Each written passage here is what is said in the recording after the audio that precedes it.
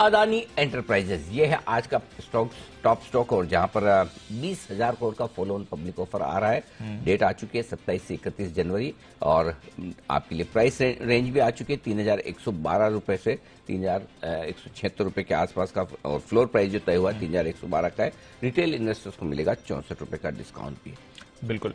IndusInd bank net interest income और मुनाफे में तो अच्छी बढ़त है, बट और बड़ी बात है एसेट क्वालिटी। प्रोविजनिंग 35% गिरी है, निम स्टेबल है, एनपीएस नीचे आए हैं, ब्रोकरेजेस 1400 से 1600 के टारगेट दे रहे हैं, और मैनेजमेंट कमेंट्री भी अच्छी रही है, तो इस पर भी करना है आपको फोकस। परसिस्टेंट सिस्टम अब तक की आईटी कंपनियों में सबसे दमदार नतीजे परसिस्टेंट के हैं।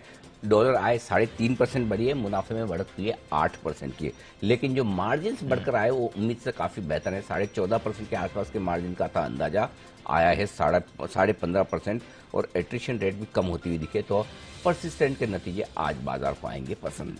ऑरेकल ये ज्यादा मूव नहीं करता है, बट नंबर्स अच्छे हैं, मूव आनी चाहिए, क्योंकि आय 5%, मुनाफा 10%, मार्जिन यहां पर भी एक्सपैंड हुए हैं, और अट्रिशन रेट 4% यहां पर गिरा है, तो आगे जाकर ऑपरेशनल एफिशिएंसी इससे भी कंपनी को आती हुई दिख सकती है। दमदार नतीजे पेश किए हैं गोवा कार्बन ने, जहां पर आय में बढ़त दिखी है 93% की, यानी कि लगभग दुगुनी होती हुई दिखी है, और मुनाफा बढ़ा है 57%। दमदार ग्रोथ है।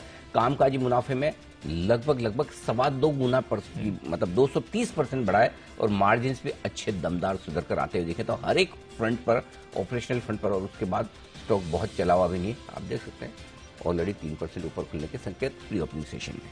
टाटा कॉफी, इस पर रखिए नजर। एफआईआईज ने Q3 में अच्छी खासी हिस्सेदारी बढ़ाई है, 0.6% हिस्सेदारी बढ़ाई है, और ऑलरेडी जो 2% हिस्सा था उसे बढ़ाकर अब 3.25% कर दिया। तो भरोसा एफआईआईज का है इस काउंटर पर, देखते हैं कैसा रिएक्शन यहां पर आएगा।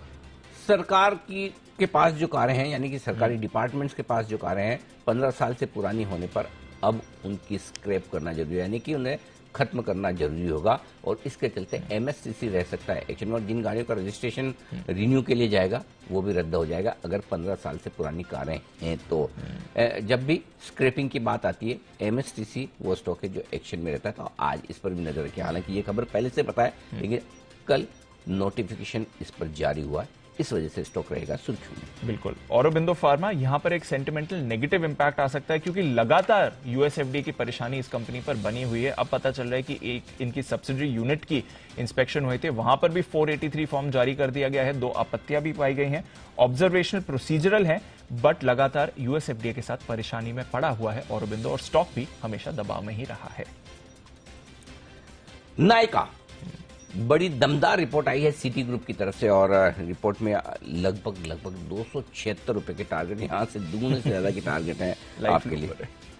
लाइफ लो का काउंटर है, जबरदस्त। अब तो फाइनली कुछ पॉजिटिव आया। फाइनली जिस तरह से पिटाई होते होते नायका पहुंचा है 125 रुपए के आसपास, ये एक राहत वाली खबर है। अब देखना ही है कि लोग सिटी की रिपोर्ट पर कितना भरोसा करके करते हैं खरीदारी। और भारत के जो कुछ जाने माने टेक्सटाइल एक्सपोर्टर स्टॉक्स हैं, उन पर भी रखिएगा नजर, स्पेशली वेल्सपन, गोकुलदास, ट्रेंट। एक सेंटिमेंटल नेगेटिव इंपैक्ट यहां पर शायद आते हुए दिखे, क्योंकि यूएस में दिसंबर रिटेल बिक्री के आंकड़े लगातार दूसरे महीने गिरे हैं, नेगेटिव 1.1% पर आपको आते हुए दिखे हैं। एक साल में सबसे बड़ी गिरावट आपको आती हुई दिखी है, और यूएस से इनका बड़ा बिजनेस आता है, वॉलमार्ट, टारगेट जैसे स्टोर्स में इनके बड़े क्लाइंट्स हैं। तो देखते हैं अगर यहां पर एक सेंटिमेंटल नेगेटिव इंपैक्ट आता है कि नहीं। Top 10 stocks.